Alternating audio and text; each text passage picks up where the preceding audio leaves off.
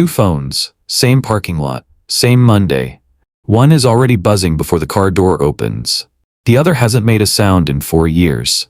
You don't know it yet, but you're about to meet both of these people. Same job, same starting pay, same first day. One of them is about to look successful. The other one is about to become it. Watch closely, because in about 10 years, only one of these two will be able to walk away from a bad boss without checking their bank account first. And it's not the one you're thinking of.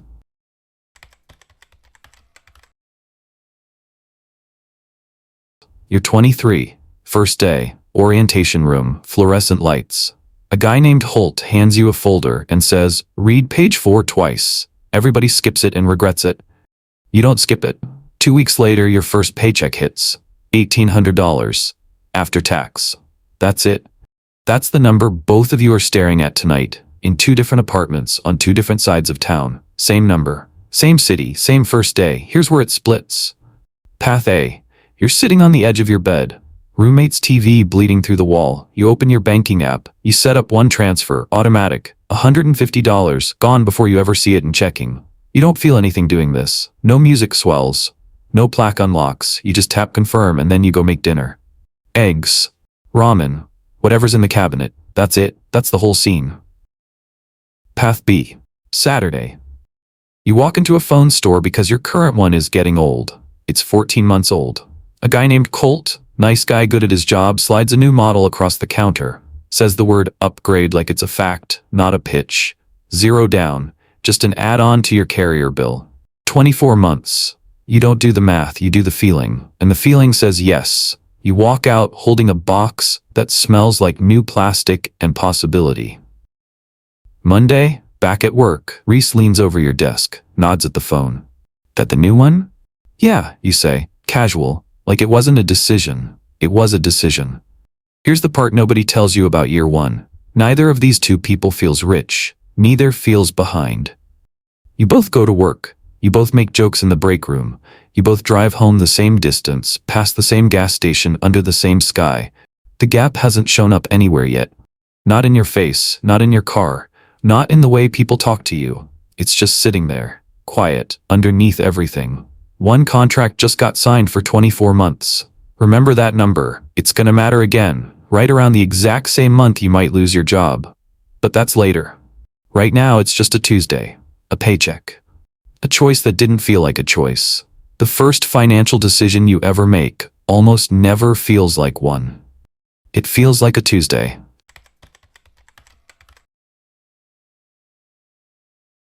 A year goes by, nothing dramatic happens, you just keep showing up. Then an email lands in your inbox at 8 in the morning. Subject line, congrats. Holt doesn't do parties, he does emails. Title change. Small raise. $90 extra a month, give or take, once tax takes its cut. Path A. You open the banking app that night, same as always. The transfer amount already updated itself. You'd set it to scale with your pay months ago and forgot you did that. You check it, 40 seconds. That's the whole event. No celebration. You close the app and go back to whatever you were doing. You're still eating the same thing most nights. Not because you have to. You just never stopped. Funny how that works. The habit outlives the reason you started it. Path B. Same raise lands. Saturday again. It's always a Saturday. You're back in a phone store. Not because anything broke. A new model just came out. The old one, the one from last year, suddenly looks older than it is. You know this feeling. You've had it before. You walk out with a new box, same smell, same little rush. That night, you posted in the group chat, just the box, half open, phone screen glowing. Reese texts back almost instantly. Okay, upgrade. Marcus from accounting chimes in a minute later. Bro gets a new one every single year. Respect. A few more replies roll in after that. Quick, easy, nothing but a word or two each. 7 replies in 12 minutes.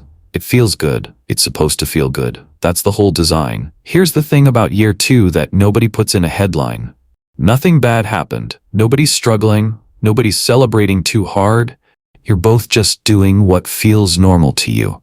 But here's what actually happened underneath both decisions, even though neither of you would have called it a decision. The raise landed the same week for both of you. Same $90. And in that same week, it became one of two things. For one of you, it became room. Space that didn't exist before, just sitting there, unclaimed. For the other, it became a payment. Something new that now shows up every month, whether the excitement about it is still there or not. A raise doesn't ask what it's for. It just waits to see what you turn it into.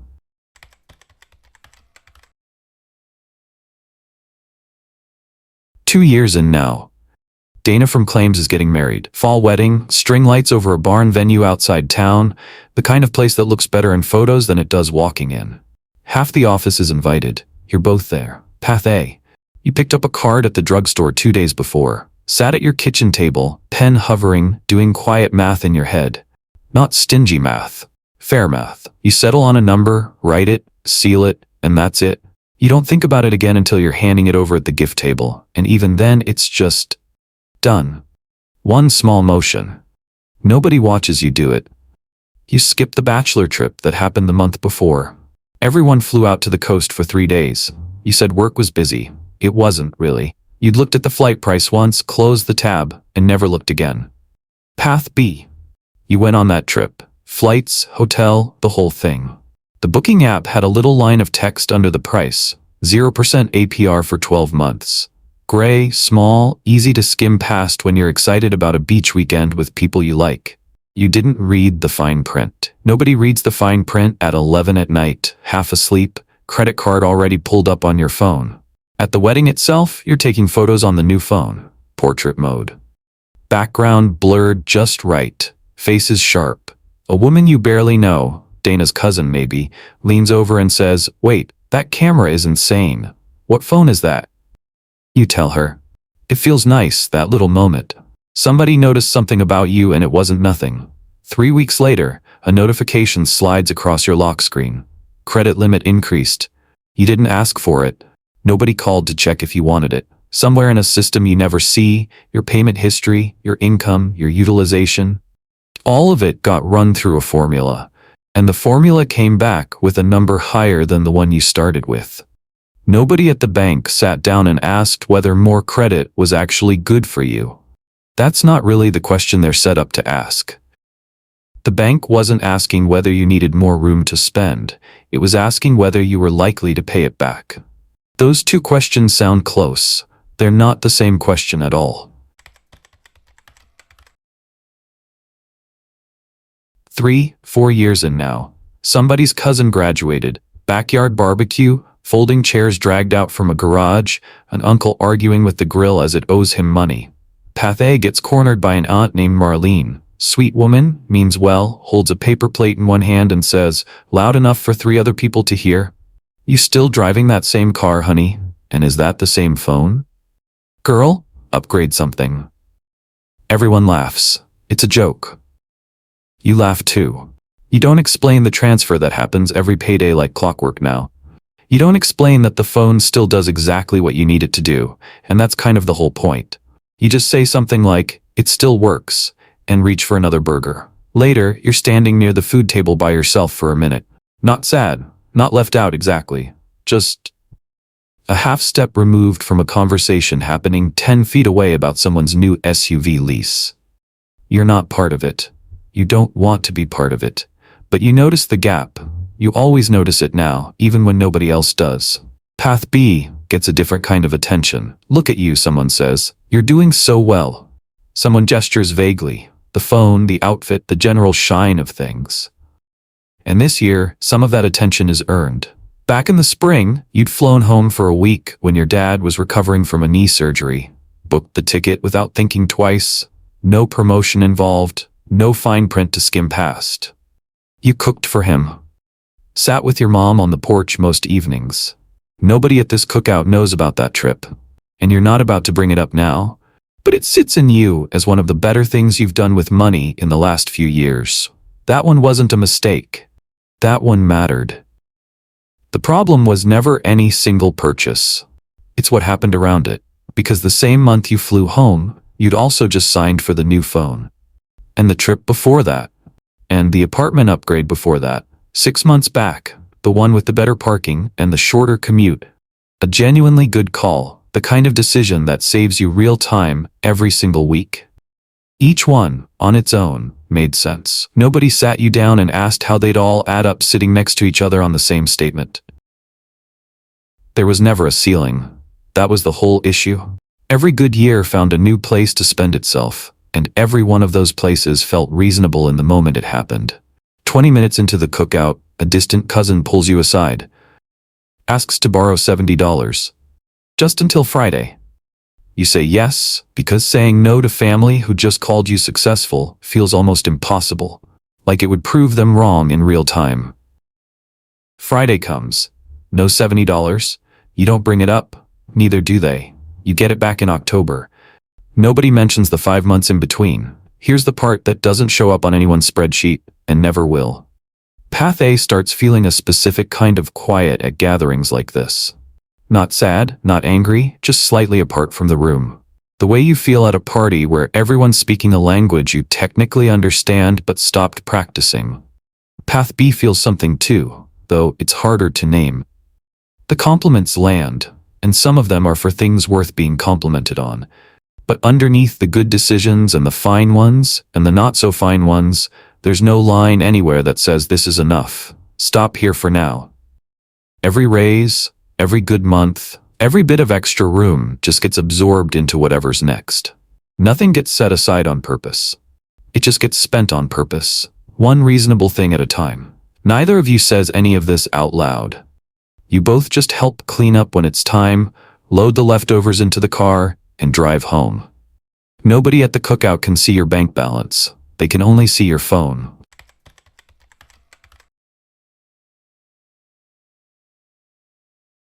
Five, 6 years in now. This one's a coincidence. But it's the kind of coincidence that tells you something true about two people who started at the exact same place. Same week, same month, actually. Both of your cars decide to fail at once. Path A's car makes a noise on the way to work, a low grinding sound that gets worse by Thursday. You take it to a shop off Sheridan Road, a guy named Garrett running the place. Grease on his forearms. Straight talker. Alternator, he says, $740, parts and labor. You don't flinch. You don't call anyone to talk it through. You pay it from an account that's existed for exactly this reason since year one. The same transfer you set up on the edge of your bed at 23, quietly building into something with a purpose you never had to think about until this exact Thursday. You didn't even remember the balance off the top of your head. It was just there. Waiting. The following Monday looks identical to the Monday before it. Nothing moves. Nothing gets cut. You just go back to work. Path B's car goes out the same week. Worst problem. Transmission. Garrett gives you the number closer to $2,000 and you feel your stomach do something it hasn't done in a while. You don't have it sitting anywhere, not all at once. You put it on the card. The one the bank increased after the wedding, 2 years back. It's not like you never paid attention to that card. Most months you'd send more than the minimum. Sometimes twice the minimum, once even a big chunk, right after a good bonus check. The balance would drop. You'd feel decent about it. And then something would come up. The trip in the spring, a birthday, the new phone every year like clockwork, and you'd put a little more on it than you'd paid off the month before. The balance was never enormous. That's what made it easy to ignore. It just never quite reached zero. Now there's 2,000 more sitting on top of whatever was already there, and for the first time, you actually go looking for the number instead of guessing at it. On the drive home, you do the math nobody wants to do at 6 in the evening in traffic. Minimum payment. Interest rate. How many months you can absorb this before it starts crowding out something else? Rent, groceries, the phone bill you're still paying off from this year's model. Your phone buzzes. Payment confirmation. The screen lights up clean and bright exactly like it always does. The number underneath it is not clean. Not bright. Just a number now attached to another number, attached to another one after that. Wednesday morning back at the office, nobody knows any of this happened. You both grab coffee in the break room. Somebody makes a joke about Mondays. You both laugh. Nothing about either of you looks different from the outside. That's the part that should scare people more than it does. From across a desk, financial distance is invisible. It doesn't show up on a badge. It doesn't show up in a Slack message. It just sits underneath the small talk, quiet, doing its work. Every payment plan is a small boss you agreed to work for. It doesn't fire you. It just tells you when to show up.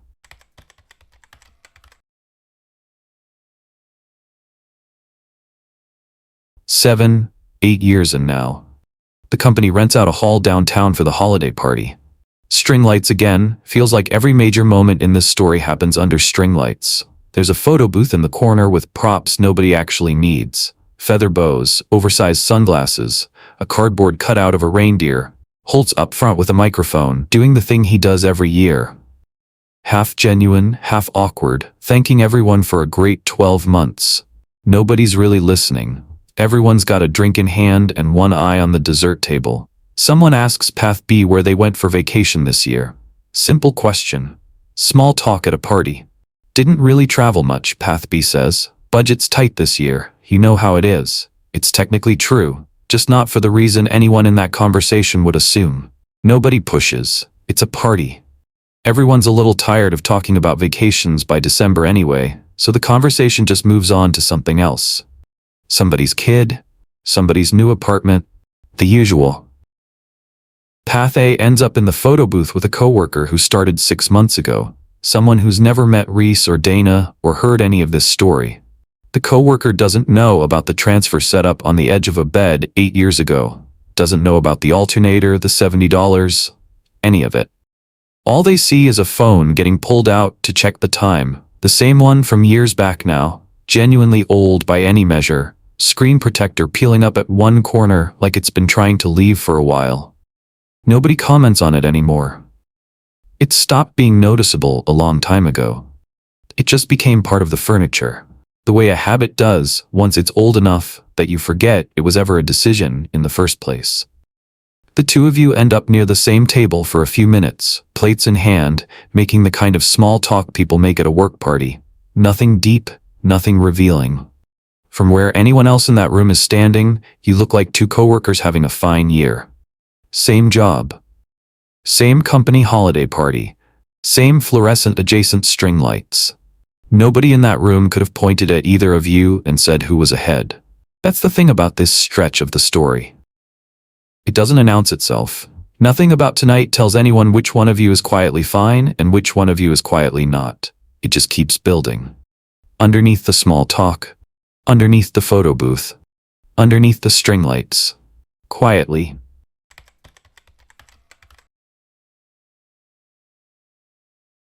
8, 9 years in now. It's a Tuesday. It's always a Tuesday. 9 in the morning, a calendar invite drops into everyone's inbox. Subject line: all staff meeting mandatory. No agenda listed. Just a time. 4 o'clock. The whole office feels it by 10. That specific kind of quiet that spreads through a building when everyone senses something is coming, but nobody says it out loud. People start talking a little softer. Coffee runs get longer. Nobody wants to be the one who says the word layoffs first. 4 o'clock. Conference room. Holt's standing at the front with a single sheet of paper, reading from it, voice flat, the way people read things they didn't write but have to deliver anyway. Something about restructuring. Something about the division no longer aligning with company priorities. Something about appreciating everyone's contributions. Half the department is being let go. 2-week severance, effective end of week. Both of your phones buzz with the official notice almost the same minute Holt finishes the sentence. Same severance, same 2 weeks, same Tuesday. Path A reads the email once, sets the phone face down on the desk, and takes a walk around the parking lot. Not out of panic. More out of habit, actually. The same quiet habit that started 9 years ago with $150 nobody ever saw hit checking. You already know roughly what the next several months look like on paper. You don't love this. Nobody loves this. You're allowed to feel the weight of it, but you're not afraid of it the way you might have been at 23. Path B reads the email and immediately opens 3 tabs. Job board. Job board. Banking app. Then does the math nobody wants to do standing in a parking lot at 4:15 on a Tuesday. Minimum payments. Rent due on the 1st. The phone bill, still not fully paid off from the model before this one, the one before that. How many weeks before something has to give? That night, a text comes through. Path A to Path B, an old contact still saved from years back. You doing okay? A reply comes a few minutes later. short. Yeah, figuring it out. That's it. That's the whole exchange.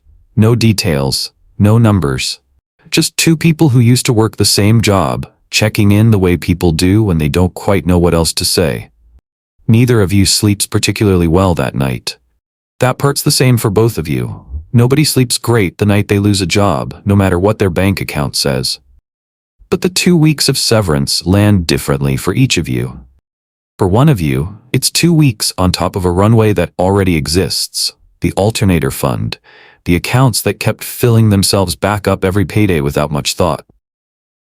For the other, it's 2 weeks on top of minimum payments that don't pause just because a paycheck did.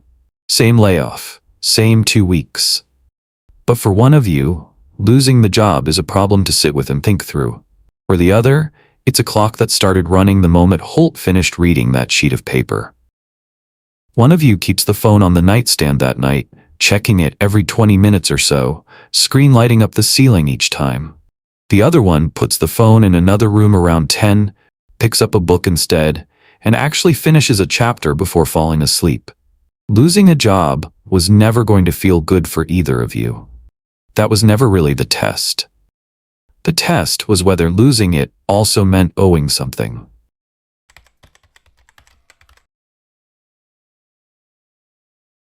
"10 years later, a Saturday morning, Ridgeline Coffee, a few blocks from where the old office used to be. The building sold twice since either of you worked there, some logistics startup in it now, different name on the glass entirely.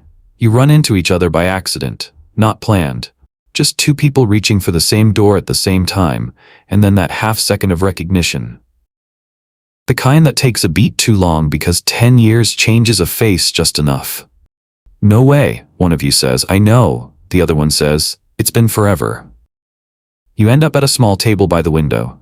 2 coffees, the kind of catch-up conversation people have after a decade, jobs, family, whatever happened to Dana, whether Holt's still around, somebody mentions Reese moved to Phoenix. The usual threads people pull on when they're trying to reconstruct 10 years in 20 minutes. Neither phone comes out much.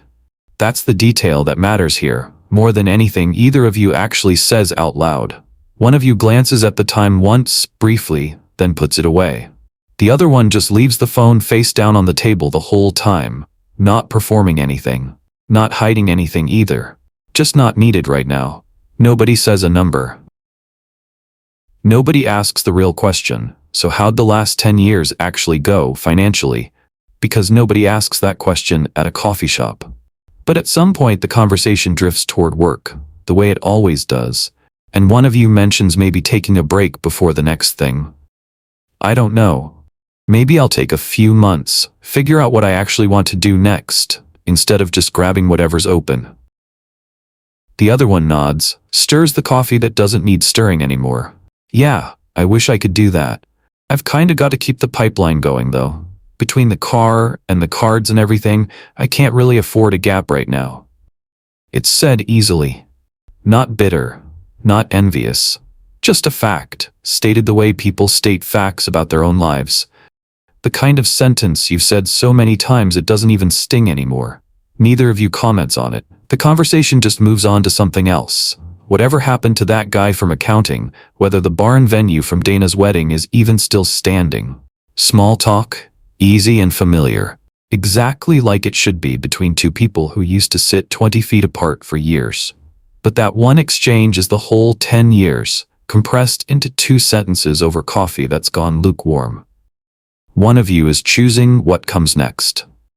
The other one is managing what's already committed. You finish the coffee. You say you should do this again sometime. Maybe you will, maybe you won't. Either way, you both walk out to your cars, parked a few spots apart, in a lot that looks almost nothing like the one from year 1. New paint on the lines, a different chain restaurant next door, and everything like it if you squint. 10 years doesn't announce the gap. It just quietly finishes building it. Somewhere in a parking lot like that one, right now, on a Monday morning, someone new is walking in for their first day. 23 years old. A phone in one hand, a badge in the other. They think today is about the job, the desk, the training folder someone hands them with a page they'll probably skip. It isn't, not really. It's about a transfer they will or won't set up tonight, sitting on the edge of a bed, telling nobody. The parking lot doesn't know which path they'll take. It never does. It just waits for the next car to pull in.